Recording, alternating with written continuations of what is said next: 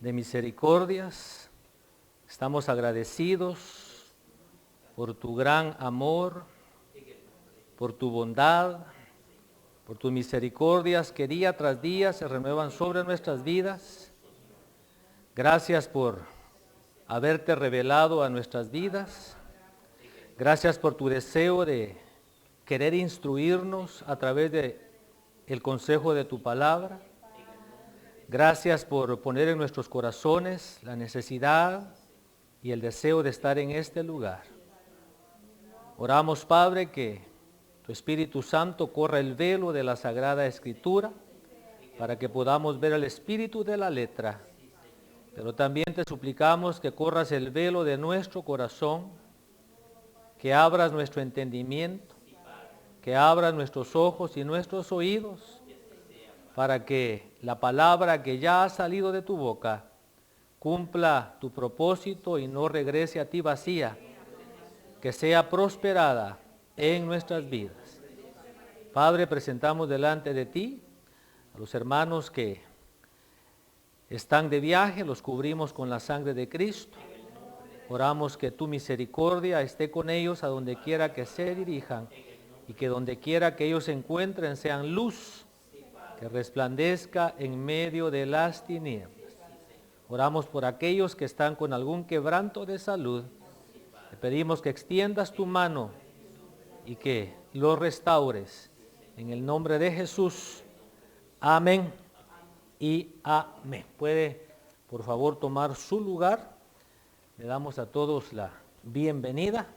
Como le dije, quería que fuera un discipulado. Y en el discipulado a mí me gusta porque yo voy con un papelito. Y después lo hago a un lado. Pero también tengo mis notas. Y el propósito de compartir las notas, mire, hoy vamos a ver aquí en este salmo. Aquí está una visión general de los puntos que vamos a estar viendo en el desarrollo del estudio. Todo tema debe tener una introducción. Cuando a usted le toque dar un tema, siempre acuérdese que debe tener una introducción. Debe, por supuesto, tener un título, que en este caso es el Salmo 94. Y en la introducción vamos a ver que hay hombres o hay personas que reciben de parte de Dios un trato preferencial, como que fueran los niños chulos de Dios. Vamos a ver que este salmo nos revela parte del carácter de Dios. El carácter no es lo que muchas veces nosotros confundimos con el temperamento. El temperamento es una cosa y el carácter es otra cosa. El carácter se va formando. Por ejemplo, dice la Biblia que la fe, que la prueba produce paciencia. ¿Qué más? ¿Qué más? Usted que no trae Biblia, sino que trae ahí electrónico, me puede ayudar. Dice que la prueba produce paciencia. Y la paciencia, ya le di parte del texto, pero como aquí venimos a un discipulado, ¿verdad? Entonces es importante que usted verifique que estamos citando la palabra de Dios. Qué mal usan sus aparatos. Todavía no lo he hallado. Voy a ponerle pausa ahí al tiempo porque... ¿Cómo dice? Ok, ¿Romanos qué? Romanos 5 reza de la siguiente manera. Hazle así aunque sea, mira, Romanos 5. Así, mira, así, por favor, para que escuchemos.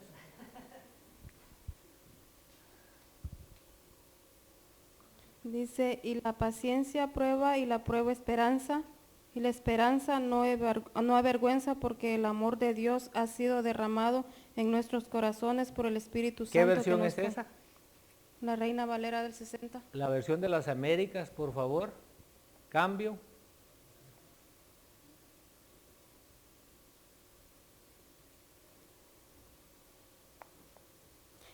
Paciencia, Y la hermanos, paciencia, carácter probado, y el carácter probado, esperanza. lee el versículo anterior, por favor. Y no solo esto, sino que también nos gloriamos en las tribulaciones, Mire, sabiendo nos gloriamos en las tribulaciones. Una tribulación es algo que no nos gusta, ¿verdad? Una tribulación es un periodo de prueba. Entonces dice el apóstol Pablo que usted y yo nos gloriamos en esos periodos de prueba. El pueblo de Dios dice, el apóstol Pablo dice que usted y yo como cristianos nos gloriamos en esos momentos de prueba. El apóstol Pablo, según Romanos 5, 5, versículo 3, 3 y 4. 4, dice que el cristiano, lo voy a poner de esta manera porque usted no dice amén, dice que el cristiano debería gloriarse cuando está atravesando una tribulación, y una tribulación es un periodo, no es un momento, es un periodo de prueba. Pero entonces Pablo continúa diciendo, inspirado por el Espíritu Santo.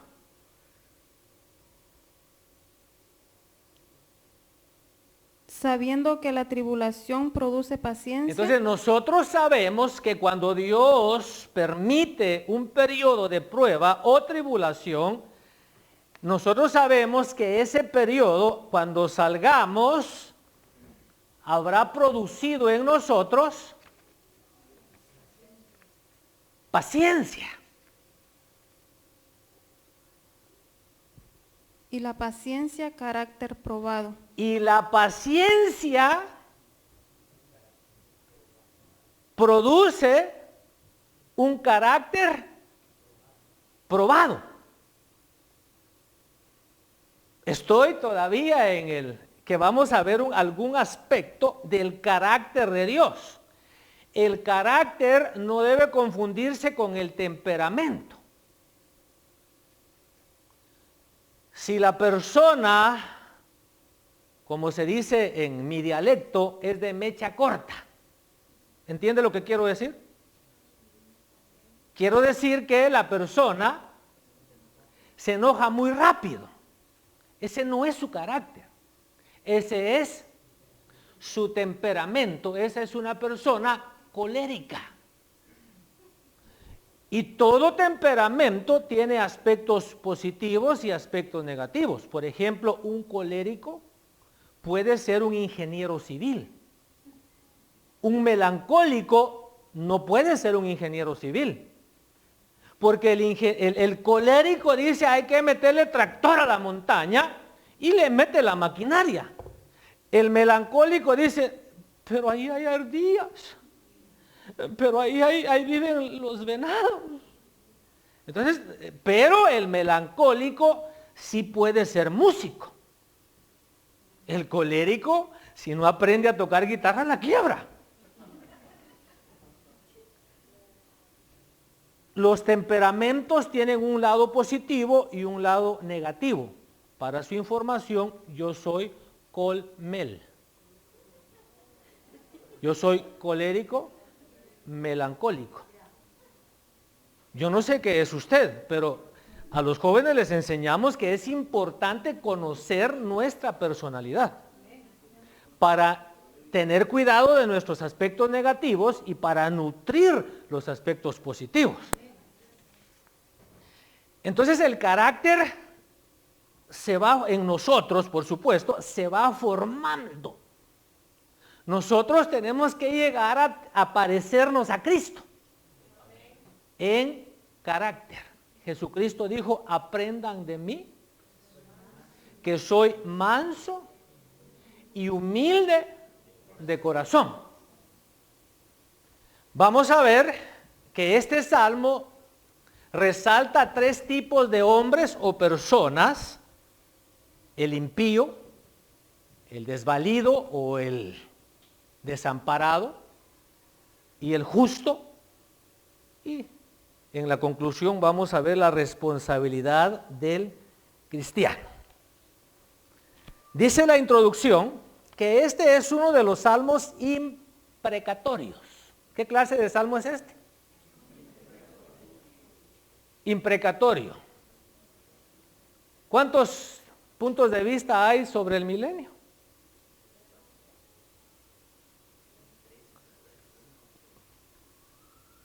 Nada más quiero que se recuerde que esta semana nos ha tocado trabar la lengua un poco, ¿verdad? Los amileniaristas, los postmileniaristas y los premileniaristas. ¿Qué es lo que enseñamos nosotros? Nosotros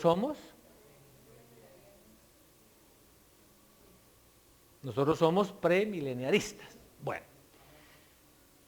los salmos imprecatorios, que así los dividen los teólogos, son salmos en los que el que está orando, el salmista, está orando para que Dios actúe, en este caso, en contra del impío. Pero también puede que esté pidiendo que Dios actúe en contra de los enemigos de Dios o los enemigos del pueblo de Dios. Este salmo nos recuerda que han existido, y estoy seguro que todavía existen, personas como Noé, que era justo, en toda su generación, como Abraham, que fue considerado amigo de Dios, como Moisés, con quien Dios hablaba cara a cara, como David, que era conforme al corazón de Dios, como Daniel, que había propuesto en su corazón no contaminarse, y como Job, que era un hombre justo, recto, temeroso de Dios y apartado del mal. Es por esos hombres que el planeta Tierra no ha sido destruido. Estos hombres, Dios va, antes de destruir el planeta Tierra, porque lo va a destruir, pero ¿cuándo lo va a destruir? ¿Cuándo lo va a quemar? ¿Lo va a purificar? ¿Cuándo? Después del milenio. Todavía le falta, si el Señor viniera ahora, le faltan, todavía le quedarían, si el Señor viniera esta noche, ¿cuánto tiempo de vida le quedaría al planeta Tierra? 1007 años. Y después, todos los elementos ardientes serán destruidos. Bueno, aquí hay algunas citas. Estos personajes, hay más, pero estos personajes gozaban de un trato preferencial de parte de Dios. Tengo las citas, pero mejor tome nota por el tiempo. Por ejemplo, en Jeremías y en Ezequiel, Dios cita a estos hombres y dice: si estos hombres se pusieran delante de mí y me pidieran a favor de este pueblo, yo no escucharía. ¿Qué está diciendo Dios? ¿Que Él no escucha a estos hombres? No, Él está diciendo que el pecado, que la rebelión del pueblo era tal que aún a las personas a quienes Él siempre atendía, en esta ocasión su corazón no se iba a conmover en favor del pueblo. Pero de ahí aprendemos que estas eran personas que cuando oraban, Dios, déjeme imaginarme, dice el hermano Otto, no me pide el verso, dice él. Yo imagino que el Señor en su trono se levantaba y decía, quiet. Abraham quiere hablar conmigo. Tranquilos, Noé quiere hablar conmigo. A un momento, Abel va a traer su ofrenda. Momento, Elías va a ofrecer también una ofrenda. Estoy imaginando que así Dios actuaba, porque sí veo que hubo un hombre en la Biblia que hizo que Dios se levantara de su trono. En el libro de los Hechos. Esteban. Él dice, veo los cielos abiertos y al Hijo de Dios sentado, dice el hermano. Verifique su Biblia. Por favor, verifique, es discipulado. De ahí su concordancia, veo los cielos abiertos. Libro de los Hechos. Porque de repente yo lo leí mal.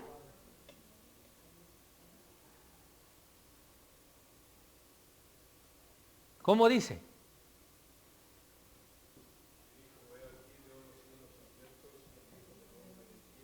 Póngase la mano así para que oigamos. Es que así le hace mi nieto. Cuando él llama, él hace así. Entonces, y dijo, ve aquí, así. veo los cielos Oiga. abiertos y al Hijo del Hombre de pie a la diestra de Dios. Hechos 7:56. Hechos 7:56 dice que Esteban vio los cielos abiertos y al Hijo del Hombre, o sea, a Jesús, de pie.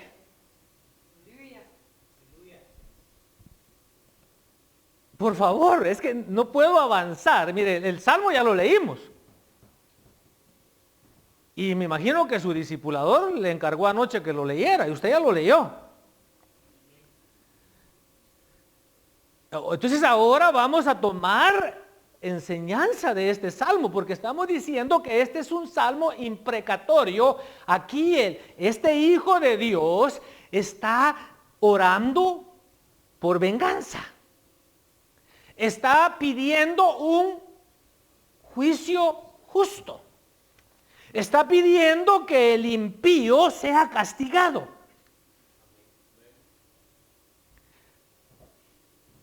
Pero ¿cómo puede un ser humano venir delante de Dios y pedirle que castigue a otro ser humano por su mal comportamiento? ¿Acaso no dice la Biblia que todos pecamos? ¿Acaso no dice la Biblia que todos ofendemos? ¿Acaso no dice la Biblia que no hay justo ni aun uno? Entonces este salmo me recuerda que hay personas que no por su perfección gozan de un trato preferencial de parte de Dios. Me estaba subiendo al avión en uno de estos recientes viajes y todavía no vuelo en primera clase. Todavía los diezmos no alcanzan. Pero diga usted, pero pronto. Diga usted, yo tengo fe que todo cambiará. Señor, me va a prosperar. Si estoy orándole por esa idea que Dios me va a dar, y cuando Dios me dé esa idea, yo y la iglesia vamos a estar enriquecidos. y el pastor va a viajar por lo menos en primera clase.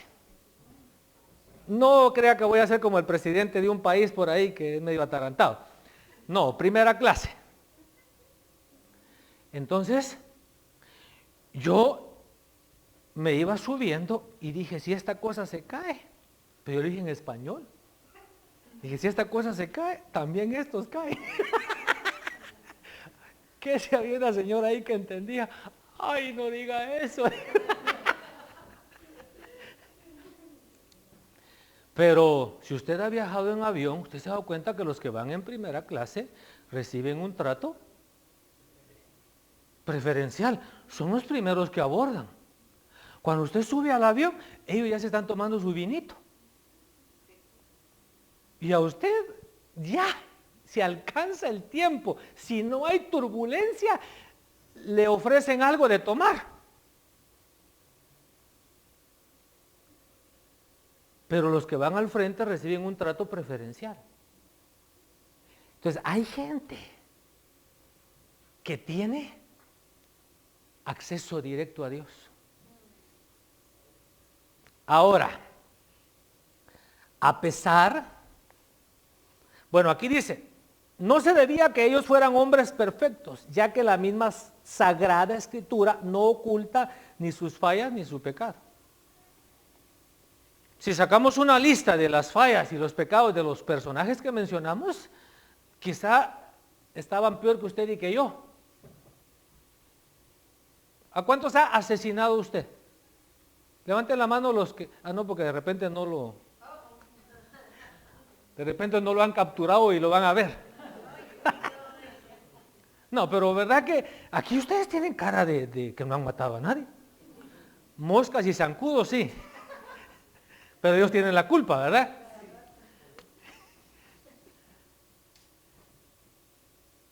Pero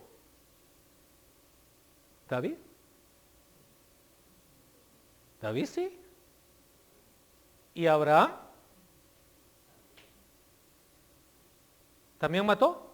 ¿Cuándo mató? Sí, eso quería ver, sí, cuando fue a rescatar a Lot. Él fue a pelear y venció a los 5 reyes. ¿Y David? ¿Cuántos mató? Bueno, entonces, estos hombres, a pesar de sus flaquezas y fracasos, y es que esto me llamó la atención, ellos se habían propuesto, diga conmigo, ellos se habían propuesto. No eran perfectos, estaban llenos de flaquezas, llenos de debilidades y fracasaron muchas veces. Pero acuérdense que Dios no ve lo que miran los hombres, porque los hombres miran lo que está delante de sus ojos, mas el Señor ve el corazón. Entonces Dios veía que muy dentro, en su ser interior, ellos se habían propuesto amarle y honrarle sobre todas las cosas. Entonces, cuando ellos fallaban, no se reían de su pecado, se entristecían, se sentían mal. Usted sabe lo que es eso, ¿verdad? Usted sabe lo que es pecar y sentirse mal. Usted sabe lo que es apartarse de Dios y la tristeza. Y usted regresa rápido. Pero ellos también conocían el carácter divino, o sea, el carácter de Dios. Pero mire cómo lo conocían. Lo conocían de tal modo que eran capaces de frenar o aún de invocar la manifestación de la ira de Dios y los juicios sobre los hombres perversos y desobedientes. David, en una de las citas que estaba ahí, censó al pueblo y le desagradó a Dios. Y Dios le dice, te doy 3 alternativas. Una, que venga pestilencia, un ángel destructor. Otra, 3 meses de derrota delante de tus enemigos. O que venga hambre. Y dijo, mejor caer en las manos de Dios, porque Él tiene misericordia. Y sale el ángel destructor y empieza a matar a la gente del pueblo de Israel. Y entonces a través del profeta Dios instruye a David para que él traiga una ofrenda. Dios instruye a David para que él traiga una ofrenda. El dueño del terreno donde él iba a construir el altar se lo quería regalar a David y David le dice, no, no, no. Yo te doy el precio justo porque no le voy a ofrecer a Dios nada que no me cueste. La ofrenda debe ser personal. Debemos aprovechar nosotros que en esta congregación y donde se tome un tiempo para administrar ofrendas, enseñarle a nuestros hijos que si nosotros les regalamos $10, que de allí ellos deben de apartar su 10% y su ofrenda. David dijo, no daré al Señor nada que no me cueste. Sigamos. Ahora ya entramos al Salmo 94. No se dice quién es el autor. Aunque desconocidos para los hombres, para los comentaristas bíblicos, para los exegetas, para los, ¿cómo dijo el hermano? ¿Cómo se dice aquella palabra? Para los eruditos. El autor del Salmo 94 es un personaje desconocido para los estudiosos de los escritos sagrados, para los exegetas y para los eruditos. But I got news for you. Dios lo conocía. Dios lo conocía. Y seguramente él también conocía a Dios. Y para este autor, haberse atrevido para hacer esta oración, seguramente que también él gozaba del favor de Dios sobre su vida. Eso, si estuviera ahorita aquí en una iglesia yo de negritos, estuvieran todos en un pie. ¿Alguno aquí? ¿Alguno que tenga genes afroamericanos? Ninguno. Todos. Toltecas, aztecas, incas y mayas.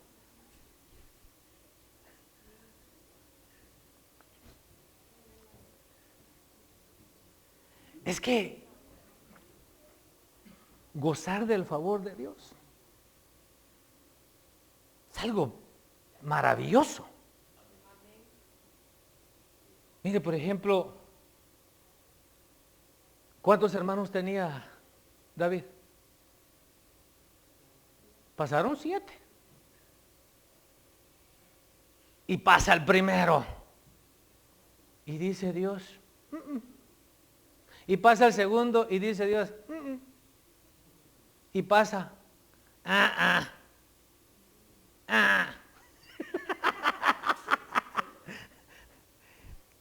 Y dice, bueno, ¿y se acabaron? Solo estos hijos tienes.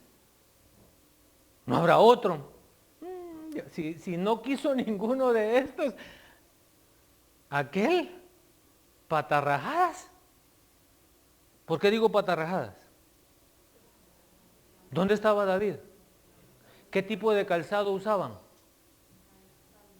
sandalias. ¿Cómo estarían las plantas de sus pies?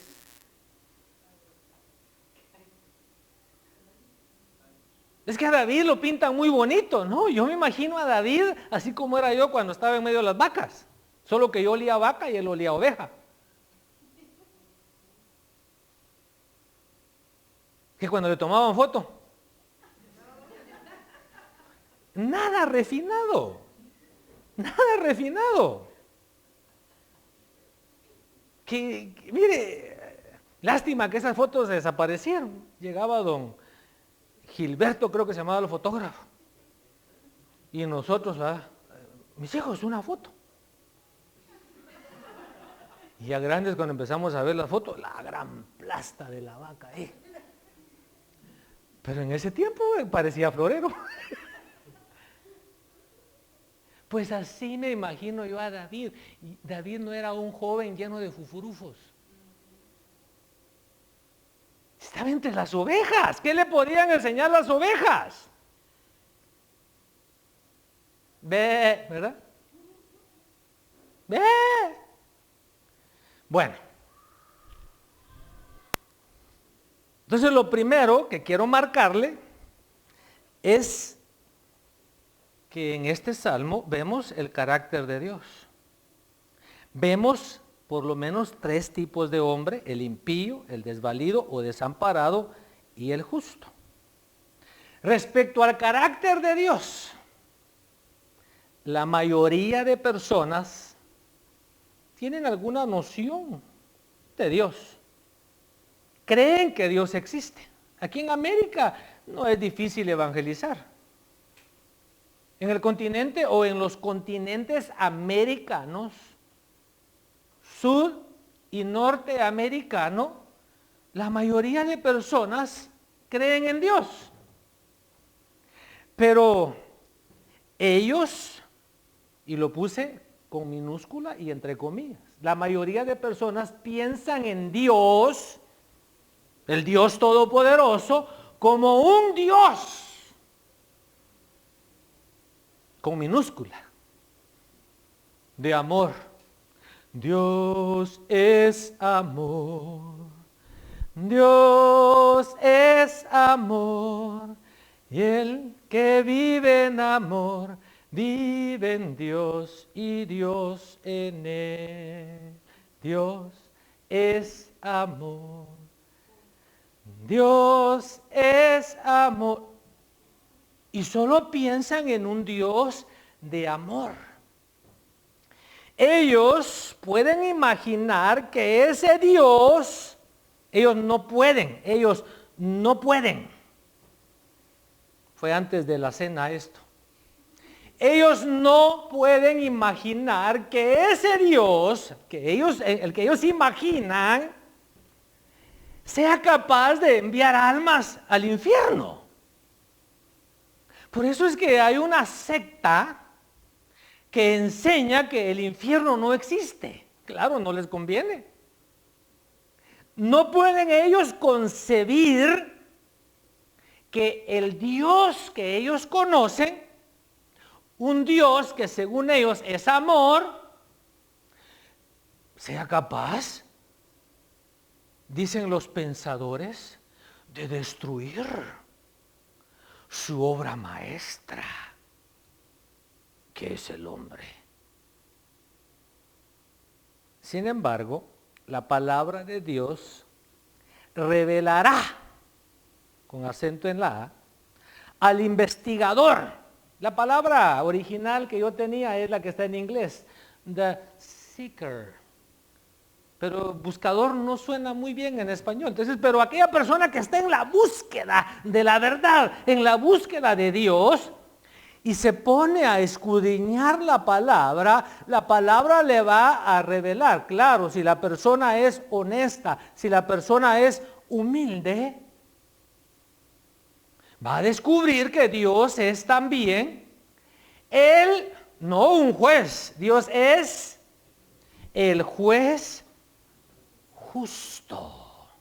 Dice el Salmo dice Abraham, de toda la tierra. Pero al leer la Escritura, yo miro que Él es el juez justo de toda la creación. Génesis 18:25, Abraham dice que Él es el juez justo de toda la tierra, y los demás, las otras citas, se refieren a lo mismo. Me imagino que ninguno las tiene. Buena imaginación. Bueno, ahora hablando del impío. ¿Quién es el impío? El impío es aquel que ignora, aquel que rechaza, aquel que desprecia a Dios. Y su palabra para seguir los impulsos de su malvado corazón. Un impío no es necesariamente una persona a quienes nosotros le decimos inconverso. Inconverso es alguien que, según nosotros, no conoce a Cristo. El impío es una persona que ignora, que rechaza, que desprecia a Dios. Puede que tenga conocimiento. Lo contrario a impío es pío.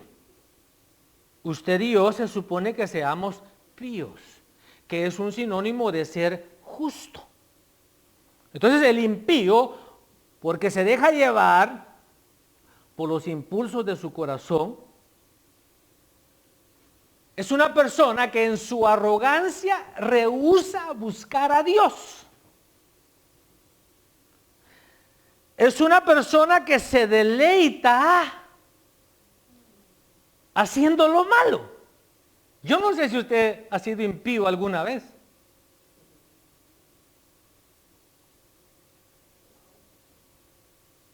Usted nunca ha sido impío, nunca se ha deleitado haciendo lo malo. Claro, ahora que está en Cristo, no. Hayan deleite en hacer lo malo. Se ufanan de sus malas obras o de su conducta. O sea, se vanaglorían. Todo esto lo saqué del Salmo, para no darle los 23 textos uno por uno. Oprimen al desvalido. ¿Quién es el desvalido en la sociedad? La viuda, el huérfano, el extranjero, el forastero. Y se confabulan contra el justo. Yo no sé si en su trabajo hay impíos, pero cuando una persona quiere cambiar y quiere empezar a buscar de Dios, ¿qué hacen los impíos? Tómate solo una. Fúmate solo uno. Y se agrupan y hacen fuerza. El impío, dice la palabra, que pide prestado y no paga. El impío se burla y pretende ridiculizar a Dios. Y es contra esta persona que el salmista está pidiendo que Dios haga un juicio justo.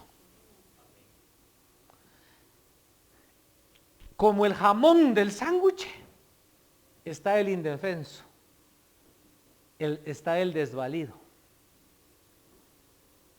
que son la viuda, el huérfano, el forastero o el extranjero.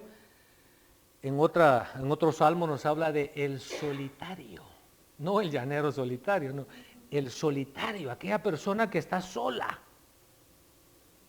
Dios lo hace habitar en familia, Dios lo acoge, pero hay gente que toma, el impío toma ventaja de estas personas.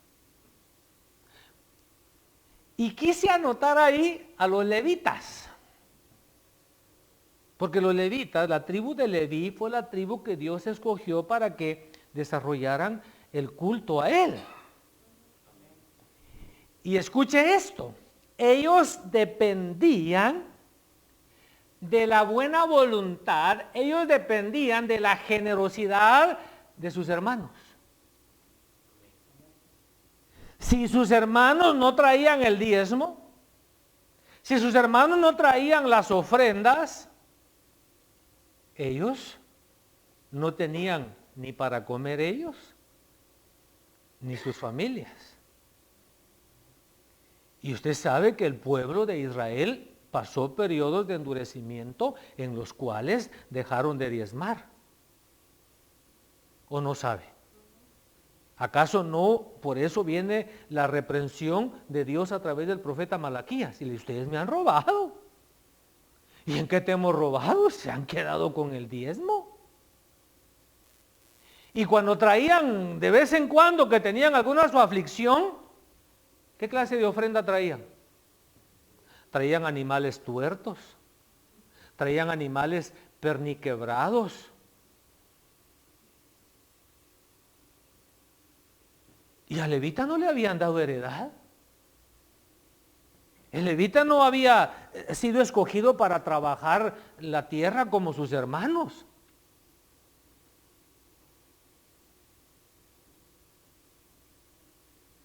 Entonces, ahí parte del jamón son los levitas. Son personas con menos ventajas que otros. Estas son personas cuya suerte en la vida ha sido menos favorable que la de otros. Aún el Señor Jesús dijo que los pobres estarían siempre entre nosotros, Mateo 26:11. Además, dice el Salmo 68:5, que Dios es el Padre del huérfano y defensor de la viuda. Eso nos indica que el huérfano y la viuda siempre han existido y siempre existirán. ¿Amén, amén? ¿O no amén?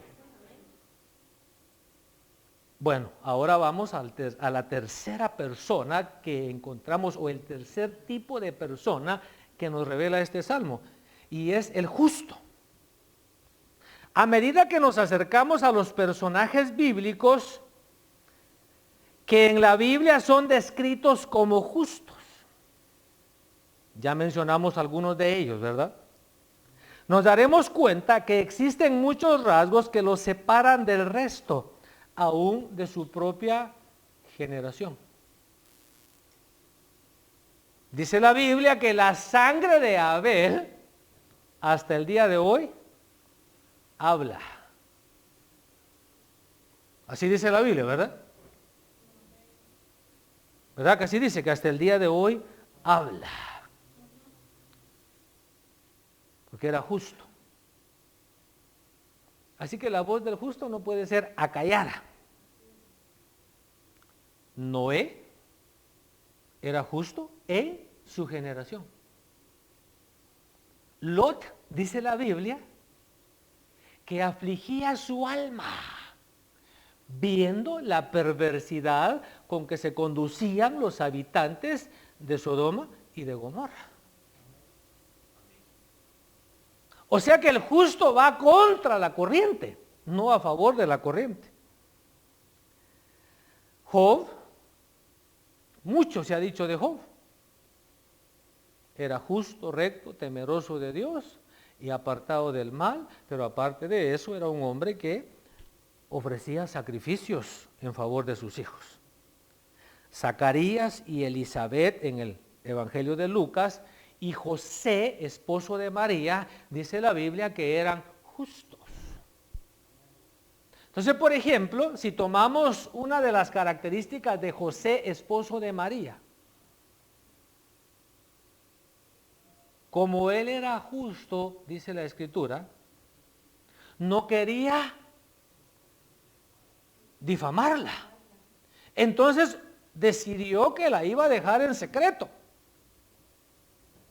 Bueno, el punto es que nos conviene estudiar las características de aquellas personas a quienes la Biblia llama justos. Porque dice el apóstol Pedro, si el justo con dificultad se salva, ¿dónde aparecerá el impío y el pecador? Entonces el justo es la persona que conoce a Dios más íntimamente. Esto lo saqué del Salmo 94. El justo es aquel que camina por su ciudad, es aquel que camina por su vecindario. Porque de qué otra manera se va a dar cuenta que están oprimiendo al pueblo si no lee las noticias de su pueblo. Aquí en Estados Unidos es bastante complicado porque especialmente ahora, antes los niños salían a la calle a jugar y ahí conocía uno a los papás de los niños, pero hoy los niños ya no salen. Por eso es que hay problemas de obesidad, de diabetes y de inactividad. El justo es el que pone atención a lo que sucede en su ciudad o en su vecindario. El justo es el que se fija en las injusticias. El justo es el que levanta su voz a Dios en oración. Es el que asiste a las reuniones de oración. Es el que sabe lo que es la oración, pero como conoce a Dios más íntimamente, no viene, Señor, dame, Señor, bendíceme, Señor, sáname. No, viene y dice, Señor, mientras caminaba por la ciudad, me di cuenta que hay algunos negocios que están cerrando. Eso está malo, Señor. Porque eso va a afectar la economía de la ciudad donde yo vivo. No aplaude, otro negocio cerró, no.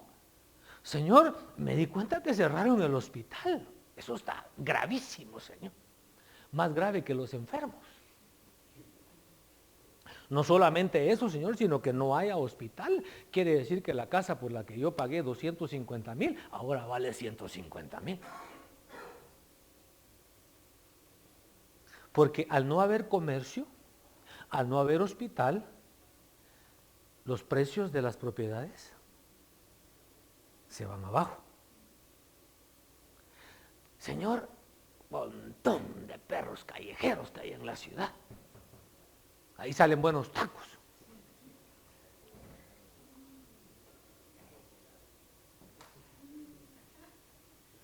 Señor, me doy cuenta que ya creció el zacate por ahí por la iglesia. Qué feo se ve. Voy a ir con mi familia, como decía un hermano, con el güiro, con el weed eater. Y con mi familia yo les voy a enseñar que por lo menos la cuadra donde está la iglesia debe lucir como una joya.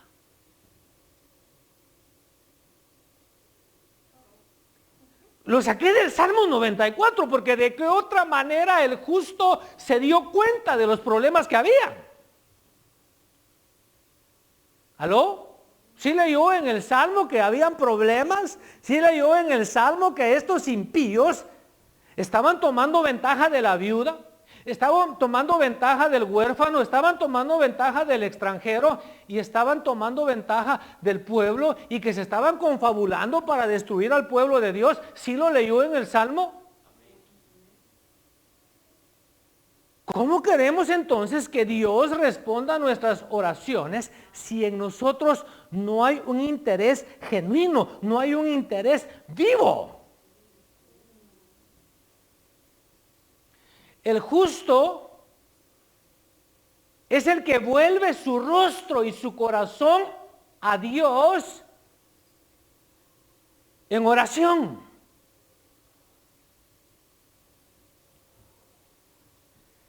El justo es el que brinda esperanza, es el que trae descanso a su pueblo. Aquí en Post Valley vivía un hermano que solía decir: yo de Post Valley no me voy, porque con tanta iglesia que hay aquí, tienen que haber 50 justos. Bueno, ¿hasta dónde regateó Abraham? ¿Hasta dónde regateó Abraham? Génesis 18. Hoy me han robado tiempo ustedes por no saber la Biblia.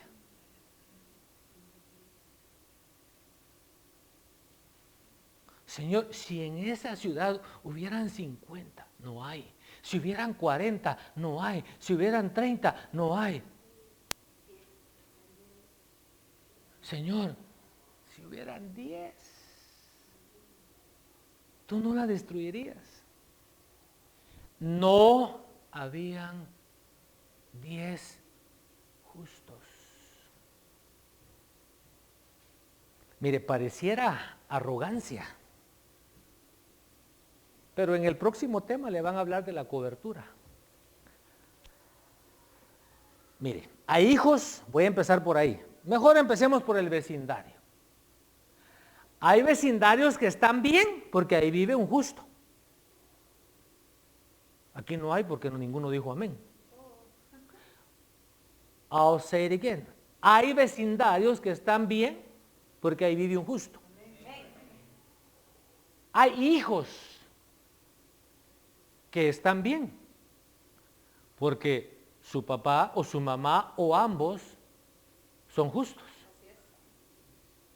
La Biblia dice que el cónyuge que no es cristiano no procure dejar a su esposo o a su esposa. Porque si lo deja o la deja, dice que los hijos... Usted no ha leído la Biblia. Escúchela, hoy está en audio y gratis. Dice que si deja a su esposo o a su esposa, sus hijos serían inmundos. O sea que la cobertura del justo dice que santifica aún al cónyuge que no es cristiano. Bueno, hay personas, hay familias que están bien porque tienen un pastor justo. No suenan los amenes, ¿verdad? Entonces, a veces pareciera arrogancia. Y como dijo el apóstol Pablo, permítame un momento de locura. ¿Me lo permite? Cuando llegamos nosotros a Post Valley hace 20 años, quisimos formar una nueva cultura dentro de la cultura hispana. Y desde entonces, mi esposa y yo empezamos a dedicarle tiempo a los niños, a los niños, a los niños. Después esos niños crecieron, se hicieron jóvenes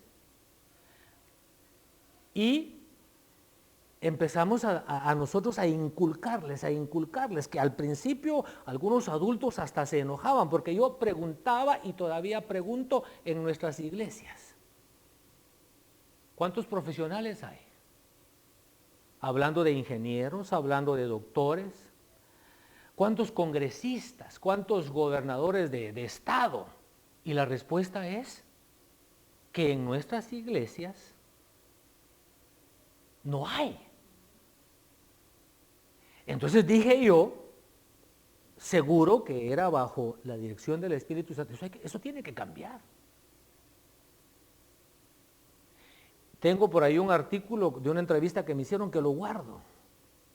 Porque ahí decía la respuesta, pastorear una iglesia hispanoparlante en Estados Unidos es como pastorear dos iglesias.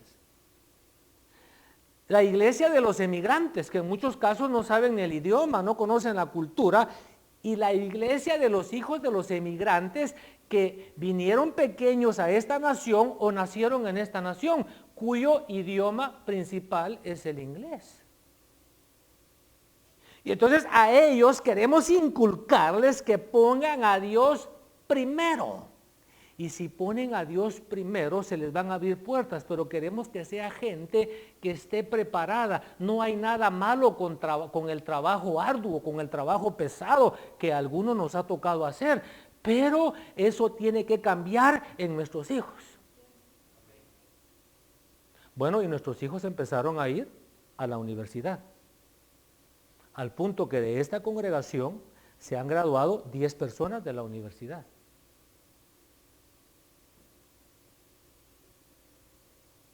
La intención y el deseo era que estas personas se desarrollaran, que fueran llenos del Espíritu Santo, que fueran temerosos de Dios, que pusieran a Dios primero y que siguieran agarrando a los que venían atrás.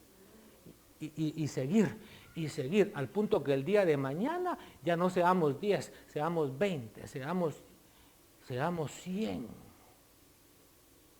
profesionales, llenos del Espíritu Santo, temerosos de Dios, apartados del mal y exitosos en la vida como último lugar.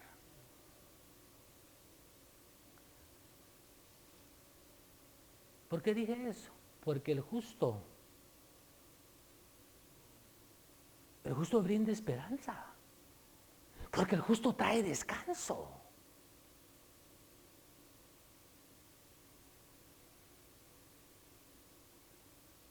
Lamentablemente, algunos solo gozan de los beneficios que nos da el justo. Pero debemos esforzarnos por ser nosotros un pueblo justo. Personas justas, no perfectos. Que tomemos la determinación, que tomemos la resolución de darle a Dios la prioridad en nuestra vida.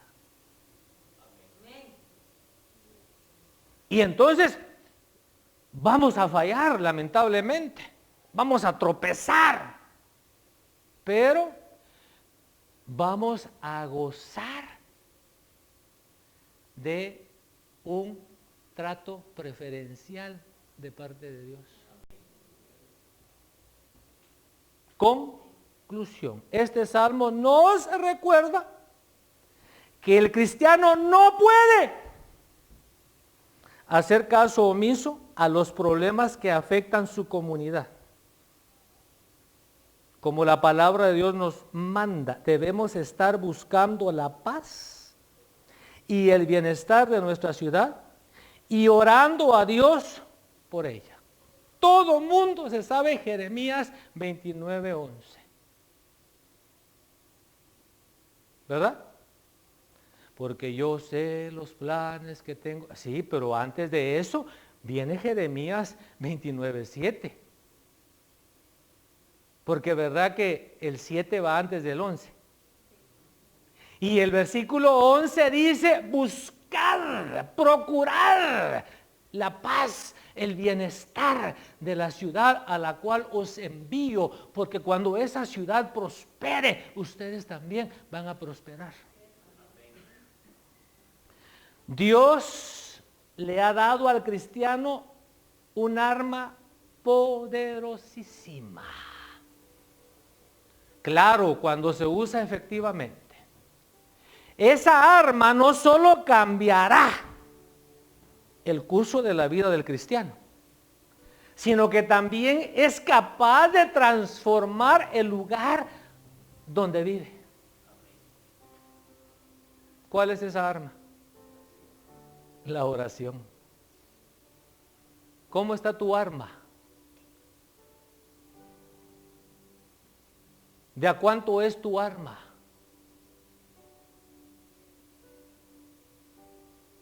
¿Tomas tiempo para orar?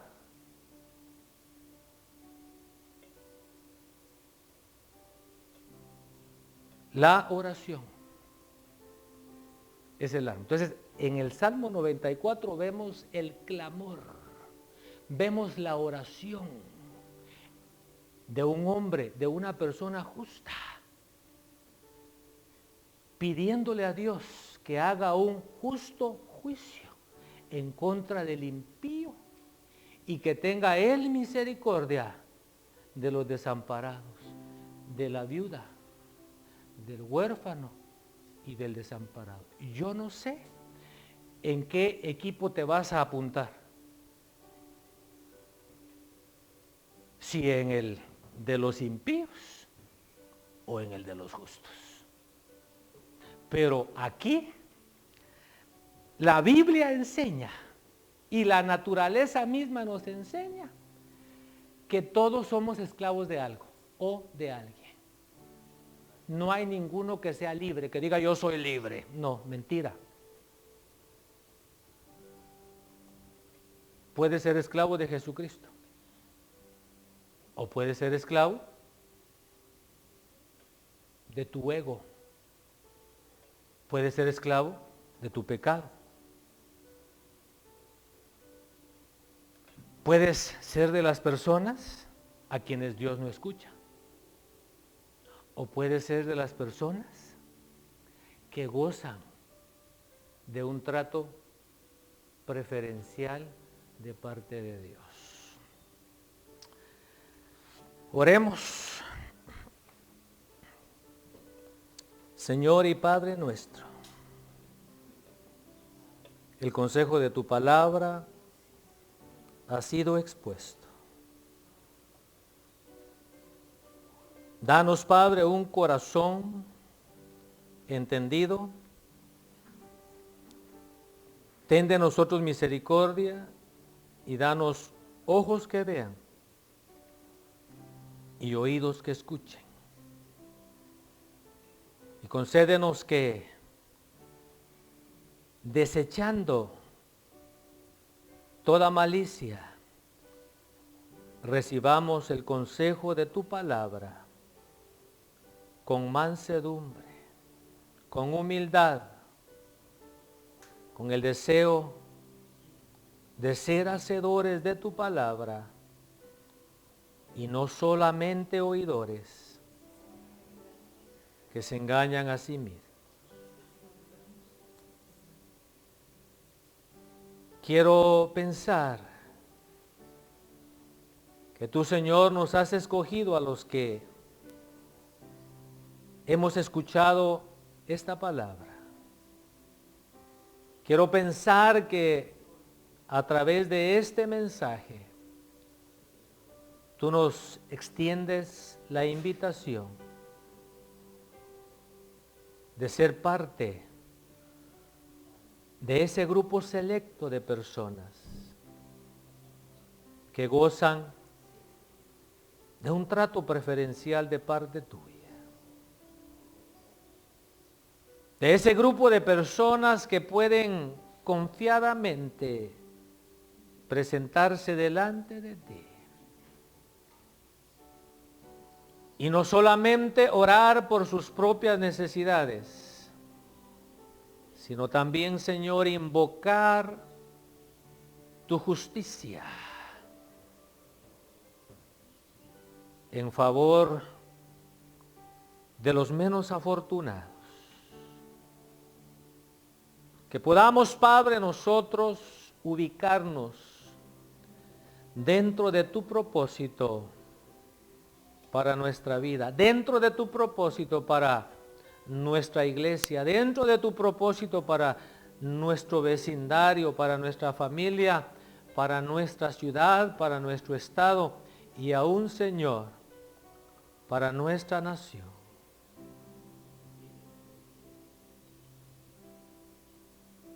Pon, Señor, en nuestros corazones el anhelo de ser la clase de personas que tú quieres que nosotros seamos.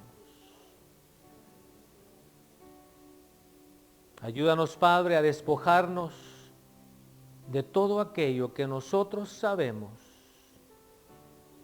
estorba nuestra comunión, estorba nuestra relación contigo. En el nombre de Cristo Jesús, oro, Señor, que esta palabra haya caído en buena tierra y que produzca fruto al 30, al 60 y al 100 por uno. Inquieta, Señor, nuestro corazón, inquieta nuestro ser interior para ser personas justas, temerosas de ti, rectas y apartadas del mal. Por amor a nuestra familia, por amor a nuestros hijos, en el nombre de Cristo Jesús.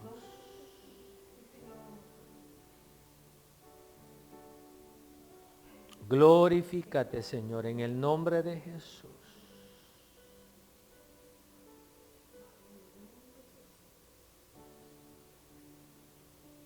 Abre nuestros ojos a la realidad que como hijos tuyos deberíamos de ver. Y ayúdanos a rechazar toda conducta, toda actitud, toda costumbre que nosotros bien sabemos te desagrada. Y que podamos, como Daniel, proponernos no contaminarnos con las cosas de este mundo. Que nos propongamos ser como Noé, justos en medio de una generación pecadora y perversa.